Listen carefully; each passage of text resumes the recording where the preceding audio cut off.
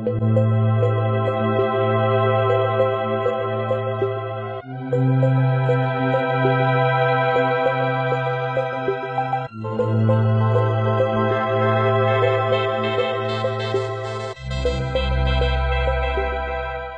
faz mamografia para prevenção. Que isso? Mamografia previne câncer como? Mamografia causa câncer? Se fizer uma mamografia todo mês, com 3 anos você está com câncer de mama. Até menos que isso. Ela detecta. E a detecção não é tão precoce não, porque mais de 80% dos cânceres de mama detectados, a mulher que detecta no banho, não é uma mamografia. A mulher vai lá, ela fuma, ela bebe, ela come mal, ela dorme mal, ela é estressada, ela faz a mamografia, que é uma radiação forte, e ela não tem nada. Aí ela fala, posso continuar assim, tem nada. Até que um dia tem. Então, às vezes a mamografia é um incentivo para a pessoa até obter o câncer. Tanto é que, eu não sou leviano para falar isso sem ter conhecimento de causa, se você pegar os países de primeiro mundo, se você pegar os Estados Unidos, se você pegar o Canadá, por exemplo, o que acontece? Hoje, no Canadá, nos Estados Unidos, na Inglaterra, na Suécia, você faz mamografia somente depois dos 50 anos. E tem que esperar pelo menos 3 anos entre um e outro. Eu conheço uma mocinha aqui no Brasil com 25 anos de idade, faz mamografia todo ano. Quer dizer, acaba tendo câncer de mama por causa da radiação da mamografia. E não sou eu falando isso, não. Eu estou aqui falando, se você achar que não, você pode me desafiar, que eu vou te mostrar na literatura, tudo certinho, as consequências, os últimos trabalhos publicados no frigir dos ovos. Na realidade, a mamografia acaba prejudicando do que ajudando. Essa é a grande realidade. 1000 mulheres têm de ser submetidas à mamografia de triagem por 10 anos para que uma se beneficie. Aqui, ó. Isso aí é a fonte americana falando, tá? 1000 mulheres têm que ser submetidas à mamografia por 10 anos seguidos para que uma se beneficie. Tá? Ou eu tenho que fazer 10.000 mamografias em um ano, que é a mesma coisa, para que uma se beneficie. Você vai fazer mamografia para quê? Se você tiver um câncer, a mamografia espreme a sua mama. Quem já fez mamografia que levanta a mão? Sabe o que eu estou falando? Espreme, se tiver um tumor lá, ele faz metástase, meu amigo. Porque aquela pressão, Deus me livre. É ou não é? Tá bom, sem falar a radiação que você vai receber, que causa câncer.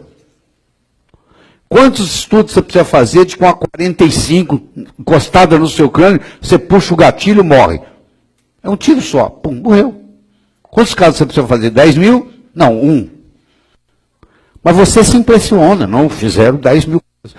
Quando você pega um estudo que tem 3.000 casos, eu sei que o remédio não funciona, sabia? Eu não preciso nem ler, porque eu sei que não funciona. Você precisou de 3.000 casos para provar, porque não funciona.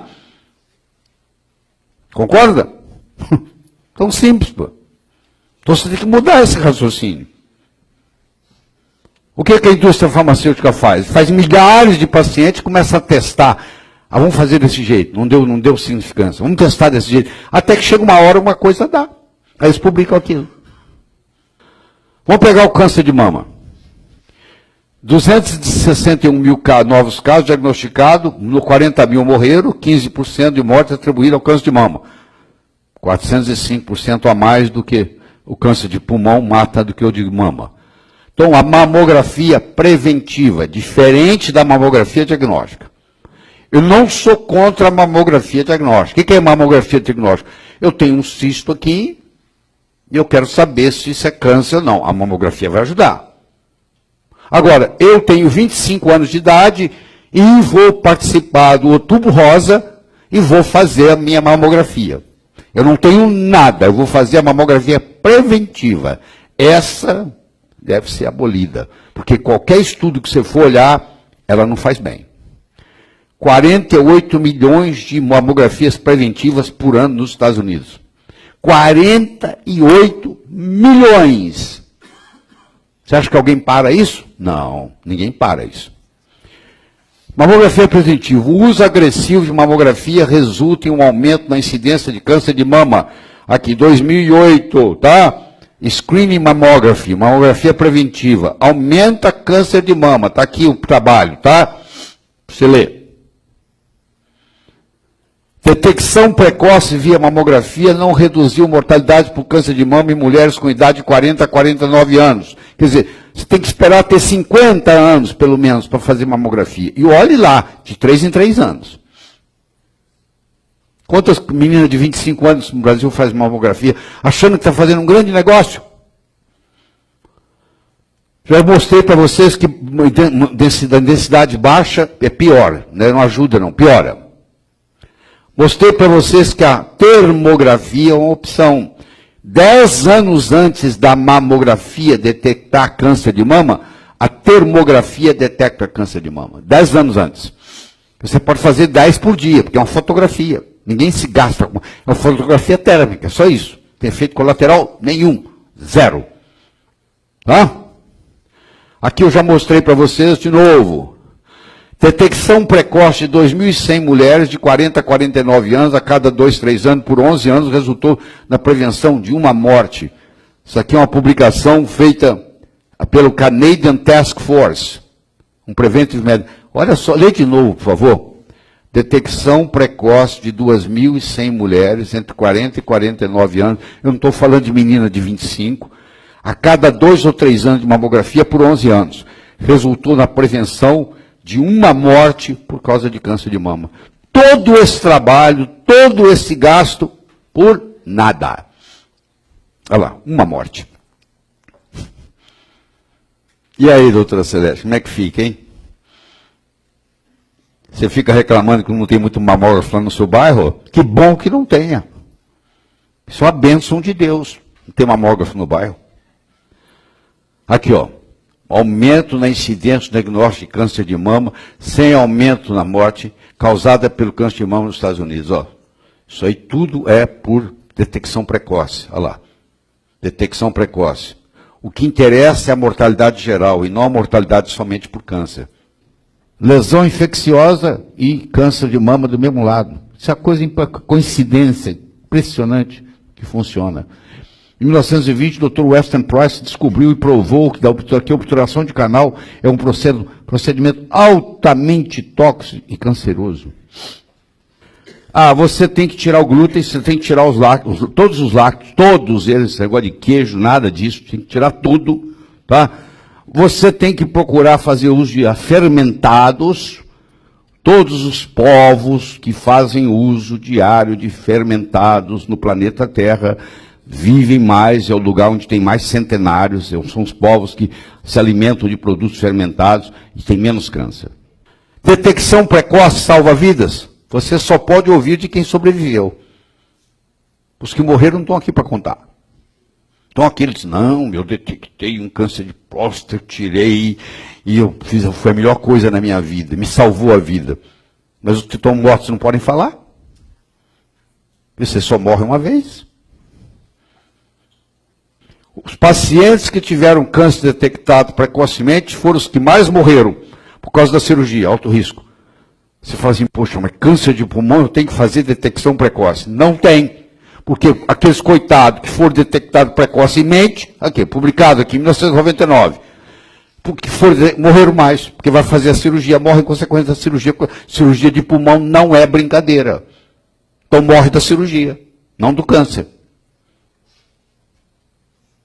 O pior deles todos, não tem explicação, não vale a pena fazer detecção precoce. Se o pior não vale a pena, você imagina os outros. Estou mudando o seu modo de pensar, eu sei que estou. Você vai sair daqui com outra visão. Andrew Carnegie e o John Rockefeller se juntaram e resolveram o seguinte, nós vamos dominar a medicina.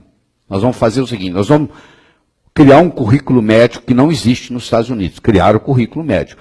E nós vamos dar dinheiro para as faculdades. E foram dar dinheiro para as faculdades. Eles chegavam numa universidade e falavam, nós queremos doar tanto, porque eles tinham milhões e milhões e milhões para doar. Tem que doar tanto. Só que vocês têm que fazer duas coisas. Só duas coisas que nós queremos. Que você adote o currículo médico, que não tem homeopatia, que não tem osteopatia, que não tem naturopatia, não tem nada, só tem a alopatia. E você vai deixar um dos nossos elementos ser parte do seu Board of Directors, ser um diretor. participar das suas reuniões, porque eu quero saber como é que o dinheiro está sendo gasto. Ah, perfeitamente. Com isso, eles dominaram a medicina inteira e fizeram essa lavagem cerebral que você sofreu na faculdade. E aí os Estados Unidos fez, o Brasil copiou e acabou. Então tinha, sei lá, 25 faculdades médicas de homeopatia, fecharam todas, só ficaram 2 nos Estados Unidos. Tinha não sei quantas de osteopatia, fecharam todas, só ficaram 3. Tinha quantas de mais não sei quantas, quase 100 de naturopatia, fecharam todas, só ficaram meia dúzia. E aí caminhou para isso que vocês estão vendo aí. Chegamos aqui assim, com os advogados, que vêm agora por cima, se você não fizer dentro do riscado, se você não der quimioterapia, você pode ser processado. Mesmo você sabendo que não funciona, você é processado. Eu não estou querendo ser pessimista aqui, não. Eu vou mostrar para você tudo que é verdade aqui, e tudo que está publicado. Tá? E aí você vai ter uma ideia de como você pode proceder. Pelo menos você vai entender muita coisa que até então você pensava que era verdadeiro e não é. Nós fomos enganados, mais uma vez. Mais cedo, o senhor falou sobre a referência da mudança curricular na universidade... 1910. Exatamente. Qual a referência bibliográfica que o senhor teria disso, por favor? Eu posso te falar que você vai procurar o relatório Fleckner. F-L-E-X-N-E-R. O relatório Flexner. Você vai encontrar. Na hora que você procurar o relatório, porque o relatório Flexner foi solicitado, Flexner era o nome de um cara que fez isso. Abraham Flexner. Foi solicitado pelo Andrew Carnegie e pelo John Rockefeller. Eles contrataram o Abraham Flexner para fazer o relatório. O relatório chama Relatório Flexner, 1910. É muito difícil o indivíduo entender algo quando o seu salário depende do não entendimento desse algo. Não preciso falar quem está envolvido aqui, né? Mas os médicos que estão envolvidos nessas detecções precoces, eles vão achar que isso aqui é bobeira. Eles não querem acreditar nisso aqui. Porque vai depender do salário dele, depende disso. Eu espero. O que você vai fazer com essa apresentação? Isso é um wake-up call, é um despertar para você. Mas você precisava ter uma aula dessa para dizer, peraí, vou pôr o pé no freio. Não é assim, não. Eu tenho certeza que da hora que você entrou aqui hoje à tarde, agora, houve uma diferença, uma mudança no seu pensamento. Você agora sabe que essa detecção precoce é mais problema do que solução, tá? As propagandas enganosas sobre a mamografia visam convencer a mulher a realizar o exame. A promessa é o diagnóstico precoce do câncer de mama, que diminuiriam as chances da mulher falecer em consequência desse câncer e de realizar uma cirurgia que retiraria suas mamas, a mastectomia. Mas a verdade é bem outra. Em primeiro lugar, a mamografia não conseguiu reduzir a mortalidade pelo câncer de mama. E segundo, aumentou mais de 4 vezes o risco da mulher sofrer uma mastectomia desnecessária, devido ter um diagnóstico de um câncer que ela não tem, que é denominado de falso positivo. Em consequência, passando por radioterapia, quimioterapia em metade desses casos e outros tratamentos agressivos. Isso sem falar no risco potencial da radiação auxiliar a desenvolver o câncer na mama da mulher. Saiba os bastidores da guerra da mamografia. De um lado estão aqueles que querem divulgar os dados que a condenam cientificamente, e de outro estão aqueles que lucram com a mamografia e que não querem que a verdade seja conhecida. Antes de realizar sua próxima mamografia, saiba mais no link abaixo. Será que daí você vai realizá-la? Firme o nosso abaixo assinado eletrônico que defende a saúde e o direito à informação da mulher. Eu sou a doutora Lucy Kerr, CRM 20.963, que defende a saúde e o direito à informação científica correta sobre a mamografia, aquela que também é defendida por entidades sérias e confiáveis como a Cochrane e o Conselho Médico Suíço. Eu conto com você.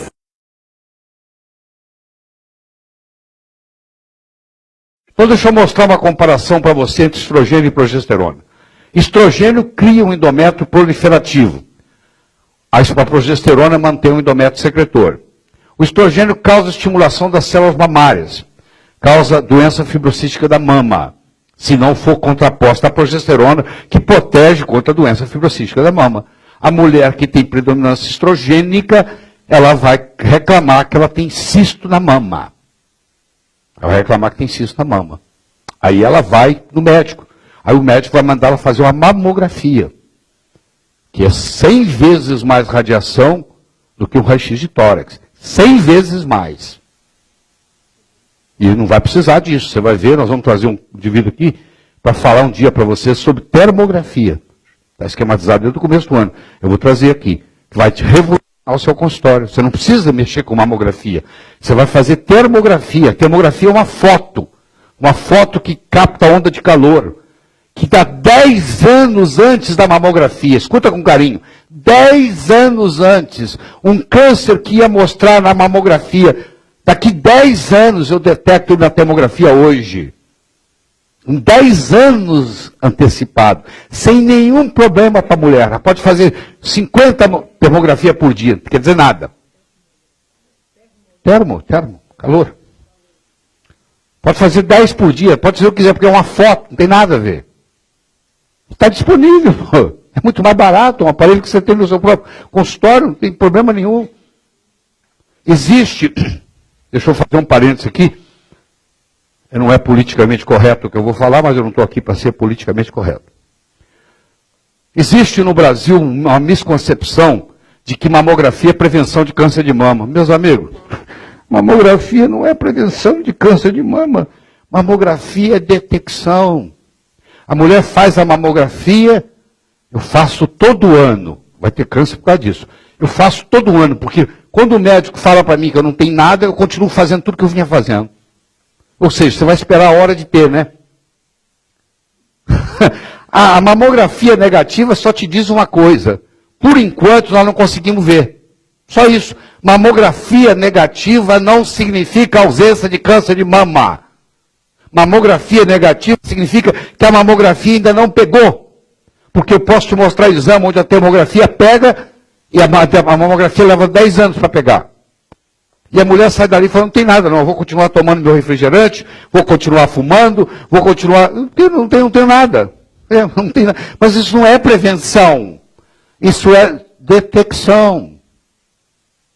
Claro que quem faz mamografia entra nessa onda. Nós fazemos prevenção de câncer de mama. Mentira! Você não faz prevenção de câncer de mama. Você faz detecção de câncer de mama. É outra história, não tem nada a ver.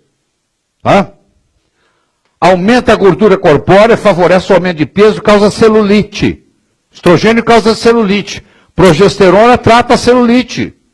Até local, se aplica progesterona na celulite, melhora. Diminui a libido. Aumenta, restaura a libido.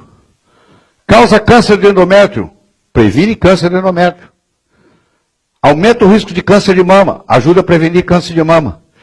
O estrogênio é yin e a progesterona é yang. O estrogênio é a Ginger Rogers e a progesterona é o Fred Astaire.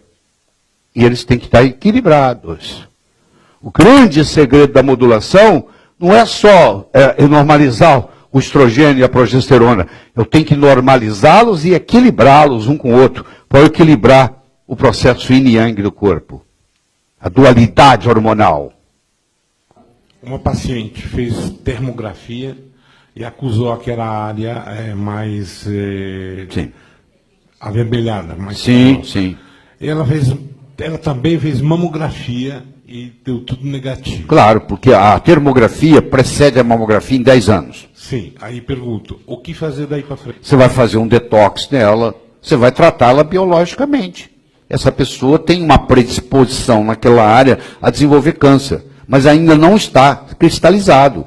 Você pegou muito antes. Aí você vai mudar o estilo de vida dela, você vai tirar o glúten dela, você vai tirar o produto lácteo dela, você vai tratá-la, aí aquilo ali some. Daí 3 meses não tem nada, porque está logo no comecinho, não cristalizou nada ainda. Vai melhorar o nódulo vai sumir. Mas eu sei, mas o iodo é mais forte que o TSH. bem mais forte. Porque o John Mayer, eu já apresentei para vocês o John Mayer. O John Mayer fazia o seguinte, ele pegava uma mulher, colocava ela na posição ginecológica, ele é ginecologista. Ela estava lá com cisto, vamos supor, cisto de mama, vamos dar um exemplo, que era mais claro. Ele pegava a tintura de útero, colocava no colo do útero. E ela falava assim, doutor, meu cisto está sumindo. Em 40 minutos o cisto sumia. Tem umas que sumia 100%. Num tratamento, sumia tudo, só com iodo.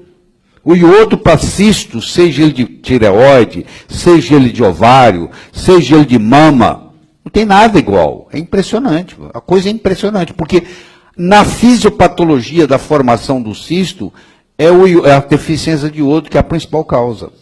Ele passa na frente, tá bom? Tá, vamos para lá, vamos lá.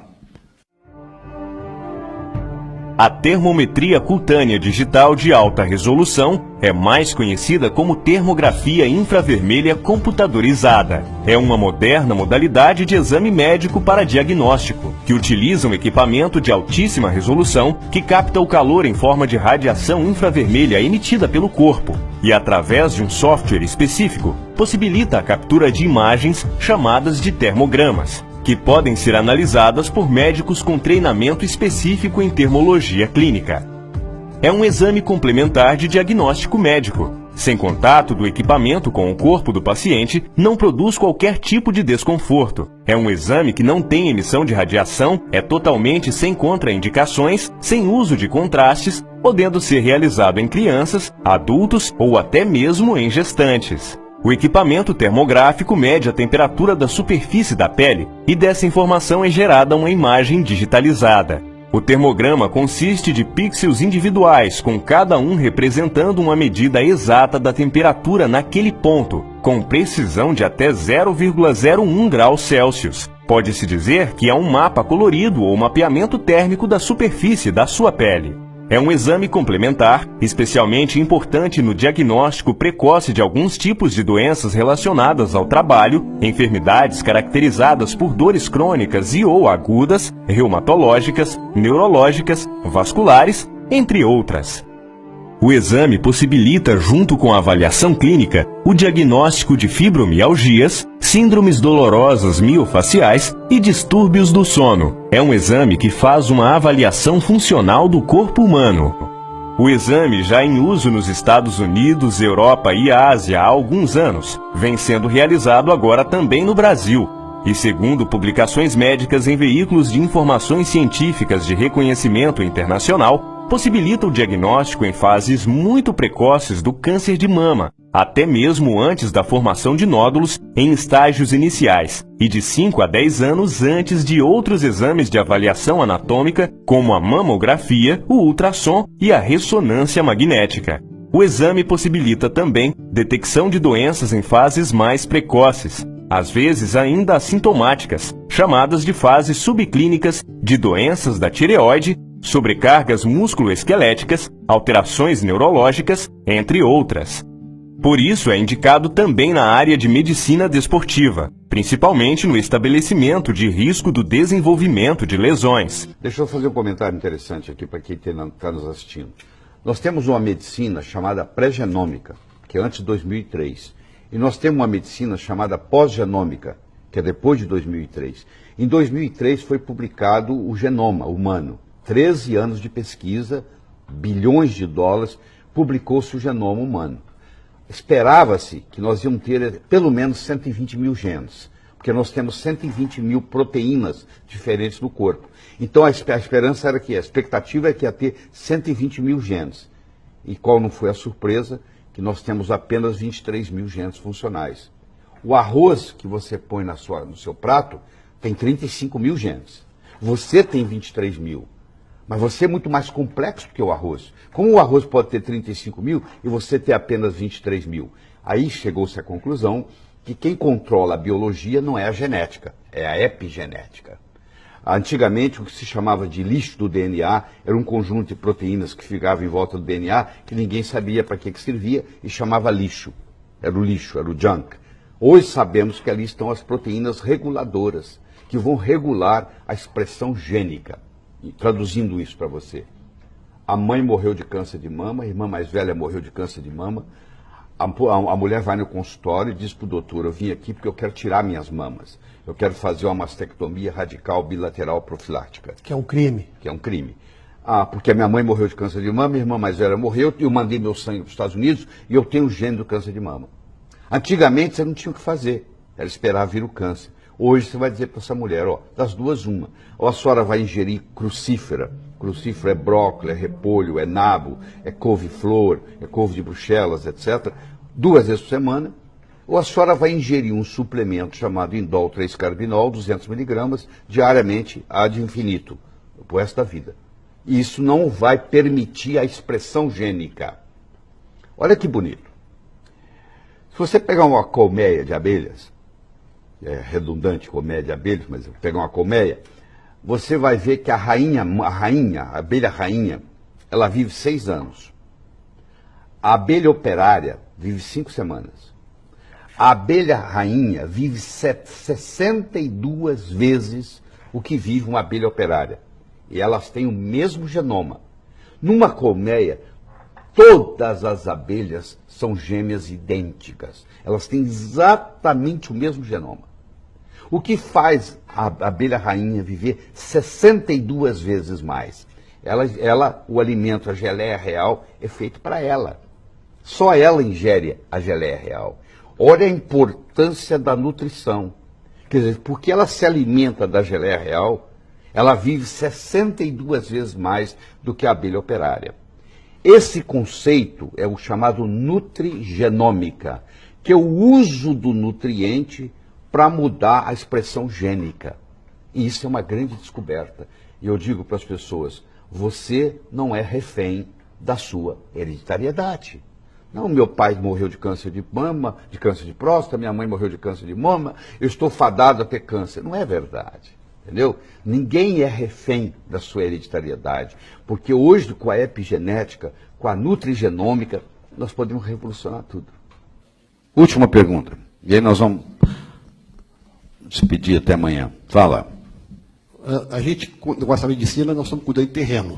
Quer dizer, estamos preparando esse terreno para ficar cada vez melhor e melhorar a saúde. No caso de um paciente que a gente está fazendo o segmento, está fazendo o tratamento terreno, o que não pode faltar? Ou seja, o que eu tenho que manter e o que não pode faltar? Tá. Primeiro eu diria para você que tem coisas que não pode faltar, mas muitas das coisas você tem que alternar. Você perguntar assim, o que você toma? Eu vou perguntar para você hoje, porque mês que vem eu vou tomar diferente. Tem coisa que é básico. Eu acho que vitamina D3, você não pode abrir mão. Tá? E não é por dose, é por nível sanguíneo. Você tem que manter a vitamina D3 em 50 nanogramas por ml, do 25-hidrox-D. Tem gente que faz isso com 10 mil unidades, tem gente que faz com 5 mil unidades, tem gente que faz com 12 mil unidades. Então não é quanto que eu vou tomar de vitamina D3, é quanto você precisa para manter os níveis de 50. Se você estiver mantendo os níveis de 50, você está protegido, inclusive, você não gripa. Nem gripar, você gripa. Tá bom? Eu acho que hoje, no mundo de hoje, onde você está contaminado pelos halógenos, flúor, cloro, bromo e os metais pesados, eu acho que você não pode abrir mão de iodo. Você pode tomar, no caso do Lugol, 2 gotas. Lugol 5%, né? Então, isso é uma coisa que você tem que tomar ad infinito. Na nossa idade, se bem que você é bem mais novo que eu acho que você deve fazer uso de DHA, para fazer prevenção de Alzheimer. Aí você já aproveita, já faz o ômega 3 junto, já faz o EPA junto. Então, você faz o quê? 2, 3 mil miligramas, 2, 3 gramas por dia. Não, aqui você pode fazer a combinação, mas eu digo, tem que ter DHA na jogada. Geralmente, quando você faz o óleo de peixe, peraí que eu vou falar. O óleo de peixe, a proporção é 3:2. Quando você faz uma cápsula de óleo de peixe, ela tem 3 de EPA para 2 de DHA. Mas hoje tem cápsulas, tem apresentações como a da Naturalis, né, Naturalis? Da Naturalis, que fazem 500 miligramas de DHA puro. É um jeito também. Mas você também quer alguma coisa do EPA. Então, do ômega 3 em geral. Se você tem qualquer predisposição, uma doença autoimune, qualquer predisposição a câncer, predisposição à alergia, eu acho que se você é da área médica, porque isso aqui é controlado, você tem que ter, não é qualquer um que pode receitar isso, você faria LDN 3 miligramas. Eu acho que isso faz parte hoje. Os resultados são tão bons que você toma LDN todo dia. Então, pronto. Tá bom? Quando você vai tratar uma doença, é 4,5. Eu não tenho nada. Então, 3 miligramas é o suficiente para mim. Tá? Tem mulher que é 1,5. Tem mulher que 3 incomoda. Você tem que usar aquilo. Mas 4,5 é quando você está tratando alguma coisa. Quando você está prevenindo alguém que não tem nada, você pode se dar o luxo de usar 3. Respondi a sua pergunta? Tá bom? Ó, o brasileiro tem deficiência de magnésio. Não existe magnésio suficiente no solo brasileiro. O magnésio faz parte de 300 reações químicas no corpo. Então, inclusive a arritmia. Para ter magnésio no solo, você tem que ter água magnesiana. Para ter água magnesiana, você tem que ter vulcão. O Brasil não tem vulcão. Que bom. Não tem vulcão, mas também não tem magnésio. No lugar onde tem muito vulcão, tem muito magnésio. No lugar onde não tem vulcão, não tem magnésio. Então, você pode fazer o magnésio na forma de magnésio glicina, seria uma forma. Como você vai fazer a longo prazo, você pode fazer, sei lá, 200, 300 miligramas por dia, 2 vezes por dia, entendeu? Você faz a posteriori. Você vai ter que, de tempos em tempos, fazer um tratamento com probiótico, tá? Do melhor que você puder encontrar. A Arabella tem uma forma que ela desenvolveu, que é a chamada ABC. Você faz 30 dias uma cápsula à noite do A. Tem quantas cepas? 10 cepas.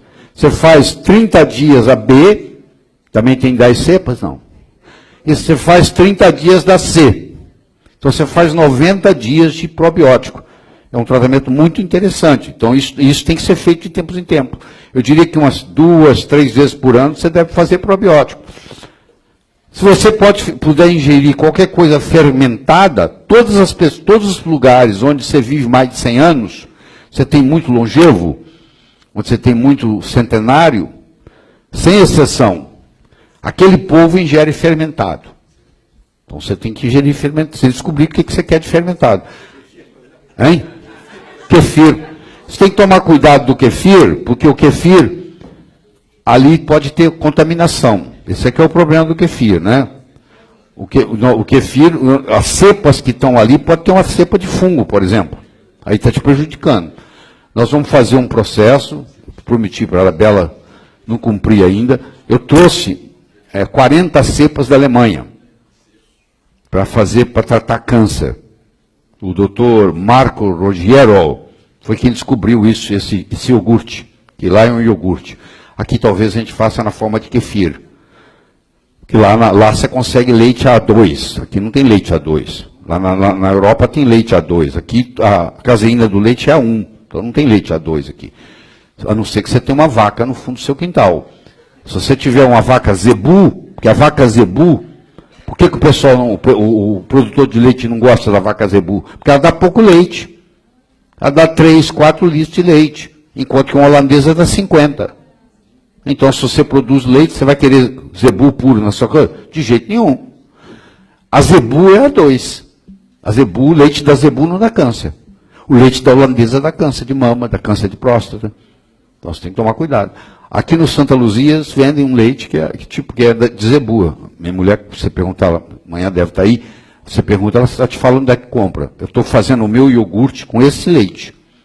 Entendeu? Kombucha também é bom. Kombucha é o cambu. Você pega o cambu, o cambu cambu é uma alga marinha que tem a capacidade de concentrar em 20 mil vezes a concentração do iodo. O iodo que está no mar, na água marinha, o kombu, essa alga, ela consegue concentrar isso 20 mil vezes mais do que está na água. 20 mil vezes mais do que está na água. Então, primeiro, é por isso que o japonês come 100 vezes mais iodo, gera 100 vezes mais iodo que nós.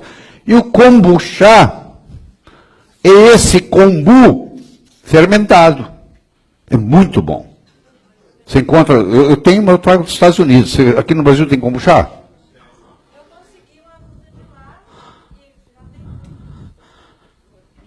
Mas tem que fazer de fermentado. Entendeu? Não, isso eu não sei. Eu compro ele já pronto, nos Estados Unidos. Você entra na internet, você vai entra no Amazon.com, tem lá, digita kombucha que está lá. Quando eu ganhei, alguns anos atrás, ele já veio com uma receita. Mas a receita é assim, faz um chamate e coloca ele lá dentro. Mas você tem que colocar alguma cepa de probiótico para ele fermentar. Aí que tem o poder.